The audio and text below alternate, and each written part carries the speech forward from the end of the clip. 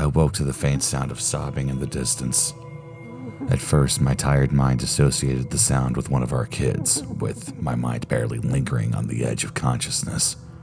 But the longer I laid there, the more I started to realize just how off it sounded. The sobs were too dark, akin to those of a grown man, and they were coming from outside our home. "Can you check on the kids, please?" My wife mumbled where she lay next to me, still partially asleep. "It's not the kids," I whispered back, more annoyed than anything. Upon peeking out the window, I quickly confirmed my suspicion.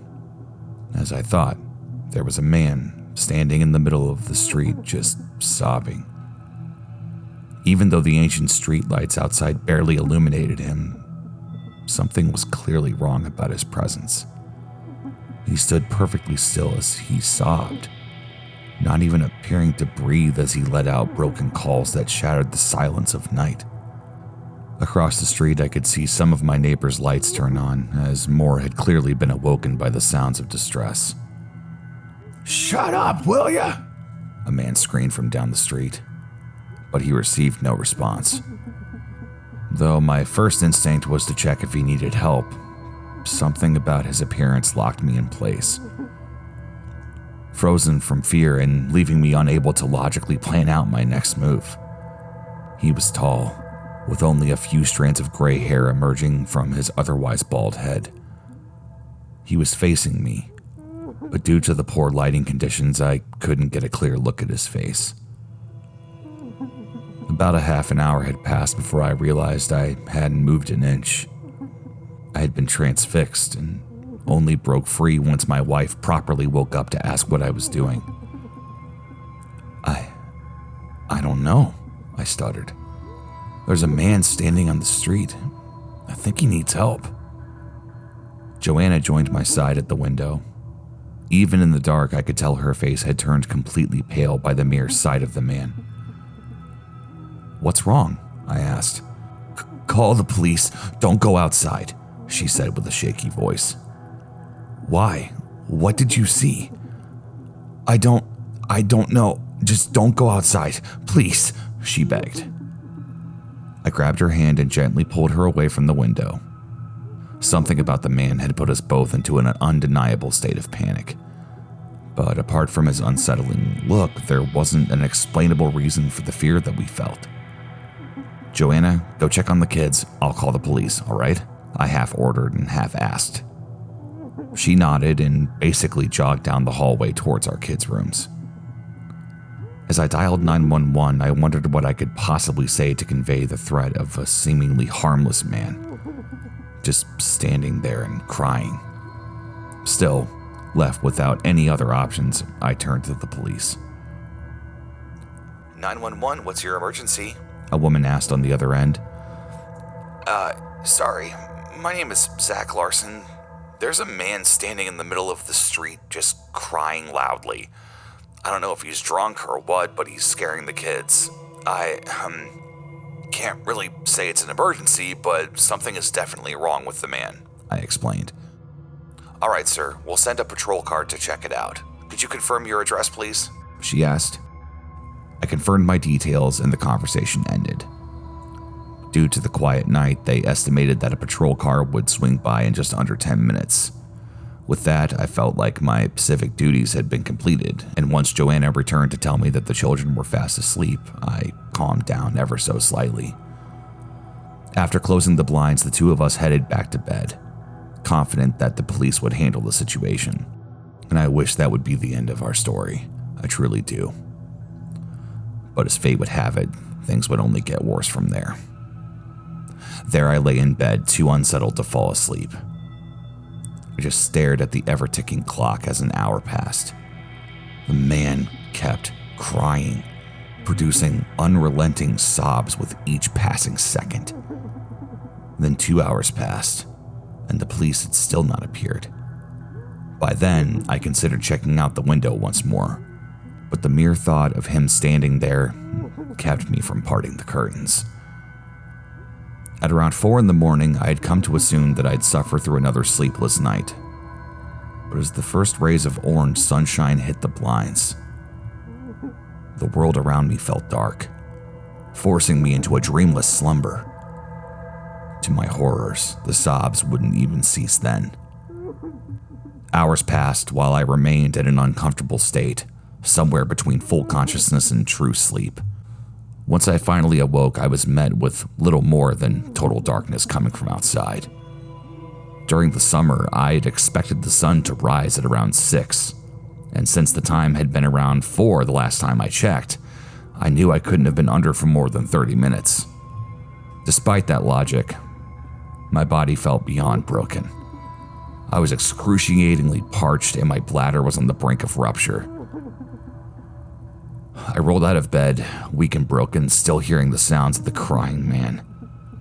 Meanwhile, my wife still slept peacefully, seemingly unbothered by the ungodly noise. Then I picked up my phone and checked the time. It read 12:03 a.m., an impossible hour considering it had been 4 mere moments ago. I stumbled out to the window, still petrified, but determined to figure out exactly what the hell was going on. He just stood there, unmoved since the last time I laid eyes on him. Down the road, I noticed an empty patrol car with the lights blinking, but the officers themselves were nowhere in sight. What the hell is going on? I mumbled to myself. As before, the sight of the man put me into sort of a trance, one that was only broken once I heard a tiny voice coming from behind me. "Why is the man crying?" my son asked. "Hey, Alex, where's your brother?" I asked back. "He's in his room. He wet the bed," he said matter-of-factly. Stephen was only 5, but I'd assumed his bedwetting days were a thing of the past, considering the last accident had been over a year earlier. Before checking on him, I decided to give the police another call. But before I could dial the number, I noticed the day. It was Saturday, which meant we had been asleep for almost 24 hours, skipping over Friday entirely. "Alex, go back to your room. Daddy has to make a call, then I'll come check on you, all right?" In shock, I just assumed it was a broken calendar and called the police once more. Alas, to my absolute horror, I didn't have a single bar of signal. "Oh God, we slept through the entire day? How?" my wife called out in confusion and embarrassment. She had just rolled over herself to check the time. "I don't know," I responded meekly. "It doesn't make any sense." "And that guy is still crying? Where's the police?" she asked. "Their car is sitting there, but they're just gone." As the minutes went by, it dawned on me that we actually had missed an entire day. That's why Stephen had wet the bed, and why my own bladder was on the verge of exploding, because we'd somehow been sedated. We'd been forced to sleep through the day, only to suffer the horrors of night. But as parents, we had an incredible ability to reevaluate our priorities. Regardless of the situation, we deal with our kids first. We headed over to clean up Stephen's bed, all the while we tried to come up with an exit strategy. We tried out every phone, hopelessly calling for help. When the phones failed, we tried the internet, which turned out to be just as futile. "Try the television," Joanna finally suggested. Upon turning on the ancient device, we were met with little more than just a staticky mess. It was a screen of snow mixed with just barely intelligible images. Based on what we could guess, the image showed the outline of a man standing in front of the camera, overlaid only by a single line of text that read, "Come outside." "How is it doing that?" Joanna asked in panic. "I don't know, but I'm pretty sure going outside is a fucking stupid idea," I blurted out momentarily, forgetting there were kids around.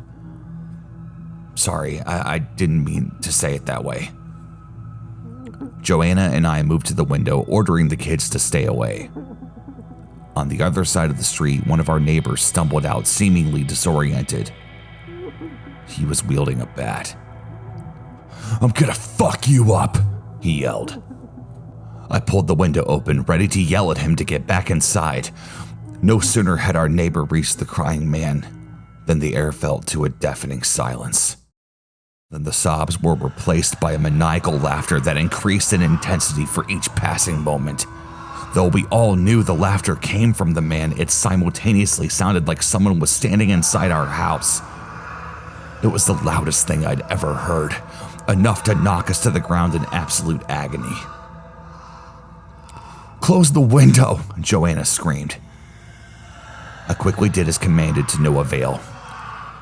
Despite our efforts, the laughter remained as incessant and loud as ever. Then as suddenly as it had begun, it just stopped. "What was that?" Alex cried as Joanna grabbed him and Stephen in a tight hug. "Shh, it's okay," she said, comforting them as she could. "Just stay away from the windows, all right?" By the time I could stand up to assess the situation, our neighbor had long since vanished. All that was left in his absence was a trail of blood and guts that led up to the monster of a man who'd promptly returned to sobbing relentlessly. "He's gone," I let out in merely a whisper. The next hours were spent in absolute silence. All we could do was wait for sunrise and pray for a hopeful escape. We kept the television on should any news appear. Our kids, while worried, were too young to fully grasp the gravity of the situation. In a way, I envied them. They saw us as their ultimate guardians, able to protect them from any harm in the world. But based on what we had just witnessed, I didn't believe that to be true. We moved to the kitchen to grab some food, counting down each minute until daylight. But as I noticed the first orange hue appear on the horizon, I once again felt my legs give up beneath me. In less than a second, darkness had enveloped me, and I fell unconscious on the floor. Once again, we awoke around midnight the next night, meaning yet another day had come and gone. But that time, we didn't have any phones or computers to tell us the date, as the batteries had long since died. All we had were a couple of wristwatches to tell the time. Still, the sobs persisted. It had gotten ever so slightly louder since our neighbor got killed, but despite the obvious calls for distress, there wasn't a single hint of sadness portrayed in the broken cries. The more we listened, the less we believed the man to be human. "Let's turn on the lights. That thing is creeping me the hell out," Joanna said. I flicked the switch, but nothing reacted. After futilely checking every power source in the house, including the circuits, I realized the entire neighborhood had gone dark. That's when my wife asked a question that truly caused all hope to abandon my body. "Why haven't they come to help us?" she asked. I didn't have a good answer, nor could I muster up any believable words of comfort. I could only do my best to protect my family from the horrific threat looming over the neighborhood until I myself finally succumbed to it. That night, we witnessed another 3 neighbors exit their homes in futile attempts at confronting the man. Each time, that sickly laughter would ring through the air and another friend would be dead. They didn't even resist their deaths. They just walked over without showing a hint of emotion, willingly meeting their agonizing demise. It wouldn't be until the 3rd night before I finally began to understand why people walked outside. We'd been forced to sleep through the light of day, only to be left without any source of light during the night. Having nothing else to do, we could only listen to the crying man. His sobs that had started out as panic-inducing noises had somehow turned sympathetic. The emotion resembled a twisted version of Stockholm Syndrome. I wanted so desperately to go out and meet the crying man, but I couldn't leave my family behind. "Maybe he really does need help," Joanna suggested. "I think it's time to go outside." Her words were so void of emotion, monotonous and cold. She stood up to leave, but I grabbed her before she could even approach the door. The shock seemed to briefly bring her back to reality. "Think about the kids," I begged her. "They need us." My words seemed to break her free from her trance, if only temporary. I know. I know. I don't understand what I was even thinking. I wasn't myself," she cried. But her brief lucidity wouldn't last. Because as I packed away the leftovers from the previous night, I heard the front door unlock. The kids had already fallen asleep, and I knew I was about to follow suit. Still, I rushed over only to see my wife getting ready to leave. "I'm sorry," were the last words she spoke to me before she left the house. Darkness would cover my eyes before I got a chance to react. The sickening laughter would be the only sound that accompanied me as I fell into a forced slumber. By the time I awoke, Joanna was just gone. The only trace of her existence was a trail of coagulated blood glistening in the light from the streetlights leading up to the man. I didn't even have to call out for her. I knew she was dead. Which brings us to now. 4 days have passed since the crying man first appeared on our street. We have enough food to last about another week, but I fear we'll all be gone long before then. I've seen most of my neighbors meet their demise, and the only facts keeping me from doing the same are my kids. But they too have expressed a desire to go outside. And I don't know how long I can keep them safe. I'm documenting this as my last words before we depart this world. I've used an almost empty power bank to write this. I don't really have any signal, but I'm hoping that it somehow gets through. People need to know what happened here. If you're reading this, please send help. I don't know how long I can keep resisting the cries.